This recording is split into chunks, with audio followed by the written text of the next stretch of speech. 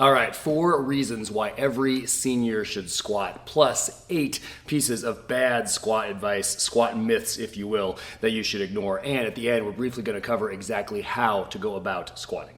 4 reasons, here we go. Number 1, everybody should squat, but especially older people, because squatting makes us stronger. Strength is independence, strength is durability, strength is stability. We see this every day with people who come in to work with us. People who come in and they start and they can't squat very far at all, right? They can't squat very far at all. They certainly can't squat with a bar. And then over time, they can squat a little bit farther, and then a little bit farther, and then a little bit further. And then they have full range of motion. And now we can add a little bit of weight and a little bit more weight and a little bit more weight. Do you know what happens when you take somebody, when you take a grandma, let's say, who's in her 50s, 60s, 70s, 80s, and she comes in and she starts and she can't squat. This could be a grandpa as well, of course. And when she comes in, she can't squat very far at all. And they go through that process, and then over time they get a full range of motion squat and now a weighted squat. And then they take their squat up to 25 pounds, to 50 pounds, to 100 pounds, 150, 200 pounds. Don't worry about the weight. The point is they got stronger over time. That person is a stronger person. That is an independent person. That is a capable person. That is no longer a person who walks into a bathroom concerned about falling and all of the hard surfaces, potentially slippery surfaces that are there. That is a person who walks up to a couch or a chair and is no longer concerned about how am I going to get back up from that chair. Strength is durability, it is stability, strength is independence. Number 2, reasons for squatting, right? This is an everyday human movement. This is a natural human movement. Some form of it anyway is something that you do every single day, right? Sitting down to a chair, getting back up, sitting down on a toilet, getting back up, getting in and out of a car, right? So this is a natural human movement. We want to strengthen the muscles that are involved in this movement. We want to strengthen the movement as a whole, because if those movements, if those versions of the squat, getting down to a chair and standing back up again, getting down to a toilet and standing back up again, if that is the most of what someone is capable of, if that represents their maximum, in other words, if that job is hard, that particular person has very little margin for error, very little margin for injury. So we want to strengthen that movement so that those movements that we do every day in our life, become relatively easy by comparison. Number 3, a squat is great because it uses a lot of muscle groups, it uses a lot of joints to work through a very long range of motion so that you can accomplish a lot more work than what you would do in a silly isolation machine, right? So not that machines are bad, but man, this is a big bang for your buck exercise here. So why go out and use 5, 10, 15 machines when one squat will do the same job as those machines? Number 4, man, this is a big one. Because you do use a lot of joints, because you do use a lot of muscle, you can start by moving yourself. And then you can move yourself plus 5 pounds. And then you can move yourself plus 10 pounds and so forth and so on. So because of that, you can strengthen your bones, right? You can load your whole structure in a way that machines simply cannot. So this is real important for fighting off osteopenia, osteoporosis. So strengthening your bones, getting denser bones. The squat is real useful for that. Also other lifts such as the deadlift, extraordinarily useful. We're just talking about the squat today. All right, before we get on to how to squat, let's talk about some bad squat advice. 8 pieces actually of bad squat advice, squat myths, if you will, that I want you to run away from. Run away! And here's a really good thing to remember. Squatting should be simple. A lot of people out there, oh gosh, fitness gurus, YouTube gurus, stuff like that, they like to complicate it. They make it more complicated than it should be. They like to prescribe corrective or instructional exercises that you need to do before you get to the squat. Remember, squatting is simply sitting with style. That wasn't flying, that was falling with style. People like to complicate things when they have a tough time teaching it. It should not be complicated. Yes, it gets challenging over time, not at the beginning, of course, but it does get challenging over time, but that's different from complicated. Remember, sitting with style. So let's keep it simple.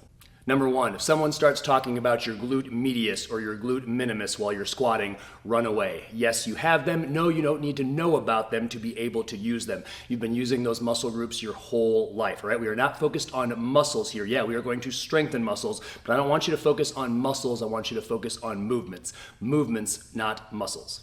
Number 2, in a similar vein, run away from someone who talks about, waking up or activating a certain muscle, right? You don't need to wake up or activate any certain muscles. You are using them, right? How silly would it be if you went to a basketball coach and they talked about waking up or activating your tricep muscle so you could shoot a basketball, which, by the way, your tricep is very involved in. Your tricep straightens your elbow, right? So again, movements, not muscles. Number 3, run away from anyone who wants you to use bands to work on some silly hip or ankle mobility or something like that, all right? Yes, you have ankles, and yes, you will use them to squat. But on the other hand, we are not doing a front squat for the sport of Olympic lifting here. Yeah, that requires some pretty decent ankle flexibility. That's not the style of squat that we're doing here, right? If your ankles can sit down, if your ankles can walk, your ankles can squat. You're gonna be just fine. You don't need amazing ankle flexibility to squat. Number 4, somebody gets out a long stick or a staff or a rod or something like that and tries to put it up and down your back to talk about having a straight back or a neutral spine. Again, run away. Yeah, those things are good. Don't get me wrong. We want a straight back when we're squatting, but let's not overcomplicate this, okay? Also, many of the people, probably most of the people who take out a stick and start talking about that type of thing usually confuse the concept of straight back with vertical back. Straight back we absolutely want. Vertical back will come and go throughout the movement. So again, don't complicate this. Number 5, run away from anybody who wants to try to get you to squat with a vertical torso or what we would call a vertical back angle. Again, straight we want, vertical will come and go throughout the movement, right? Leaning over is how humans have done things for thousands of years, right? This is simply how we do things. It's how you pick up that piece of paper that fell out of your pocket. It's how you pick up your laundry basket. It is actually, if you watch closely, it is actually how people sit down and then stand back up again. Leaning over is a part of the process. Don't get me wrong. At times during the squat, you will have a vertical torso on purpose. Also, at times during the squat, you will be leaned over on purpose. Both are going to show up. Being leaned over is not the enemy. It turns out it's really useful at times. Number 6, if someone asks you to get down to the floor and try to do something so that eventually you can learn how to squat, run away. The very people that I want squatting, everybody actually, but specifically in this video, older folks, the very people that I want squatting, for those people, it is usually already very difficult to get down to the floor and to get back up again. So the last thing that I want you doing is having to do something that is already probably more difficult than the actual squat that we're gonna teach, to try to do that so you can learn how to squat. Remember, this is just squatting. The last thing, if it is difficult for Bill already to sit down into a chair and then stand back up, the last thing that I want poor Bill doing, and I'm just choosing a name here, is to have him get down onto a floor and to get back up again. It's possible that that may be a very challenging task. Instead, I want to teach this person how to squat so that they can get stronger, so that they can get down to the floor and get back up more easily. Number 7, and this is kind of related to number 6, run away from any type of instructive or correctional, work that you need to do, quote unquote, so that you can squat. Hip bridge, glute bridge, banded mobility work, all right? You don't need to do these things to learn how to squat. You don't need to do these things to get stronger so that you can squat. The squat is the thing that makes you stronger. Lastly, number 8, 90 degrees. Anybody starts talking about measuring angles, especially 90 degrees, just run away. What are we even talking about here? Are we talking about hip angle? Are we talking about knee angle? Even if that is made clear, and usually it is not, measuring angles is a silly thing to try to do when moving. Let's just set a depth standard. The overall goal over time, maybe not at the beginning, but the overall goal over time is simply to get the crease of your hip below the top of your knee. And for a lot of people, if you're watching this video, that probably won't be the goal in the beginning, all right? We're gonna work down to that goal over time, so it might take us a while to get there, but that's the goal in the long run. All right, moving on now to how to do it, the best way to squat. Now, in this video, we're gonna start pretty darn conservatively, okay? Now, if you're pretty mobile, if you're pretty agile, if you move pretty well, you may be able to skip all of that, okay? In that case, go down to our Learn How to Squat video in the description below this video. This is how we typically teach the squat. But if you're watching this video, if you have a loved one who needs to watch this video, you may need to start in a more conservative location. This is that location.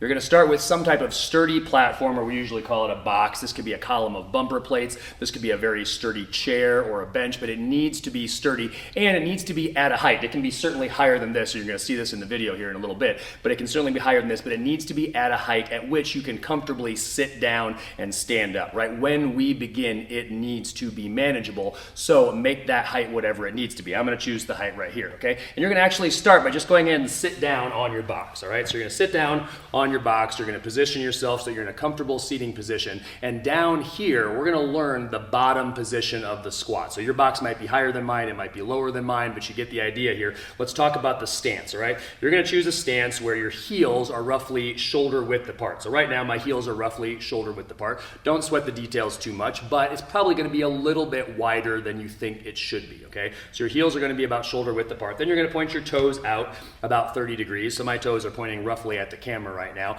And your knees are going to be going, if your knees in here, or your knees are in here a little bit, then just simply make yourself point your knees, point your femurs out, so that your toes are going to function as arrows for your knees, all right? So your knees are going to be pointed in the same direction as your toes, all right?